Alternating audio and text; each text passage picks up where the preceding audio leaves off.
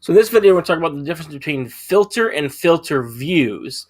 And so you may have responded, yeah, I know how to filter, but I don't know what a filter view is.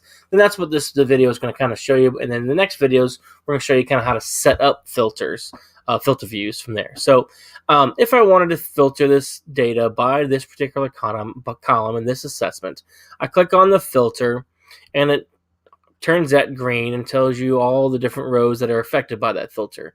Well, nothing's been filtered yet, so I'm going to come in here and say, okay, I want all the scores of 60. So I'm going to clear all of these and say 60 and 85, and it puts them in order for you. So I want 60 and 85, and maybe the 52 scores as well. So I'm going to click filter all of those out, and so now it's going to show me all the students that scored those particular points. And you notice I don't see any other data. That other data is gone from my view. It's not gone total. It's gone from my view. And so that's kind of what my filter looks like. Now, a filter view is something that is set up in advance. And so this one, I'm going to cancel that. I'm going to come out of this view, and then now it's gone. If you just click on the little drop-down arrow next to the filter icon, you can create different views. And so I've got some that are already here. And so let's click on this one. It says 5 NFA 1 pre-assessment. And so that would be this particular column. So this filter view that I'm going to click in next is that data filtered in, filtered out. And so I click on that, and that pulls up data for this particular pre-assessment.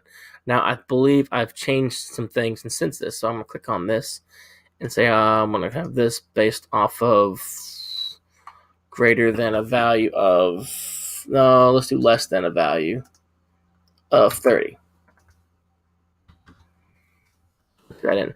So now it filters the data by this one.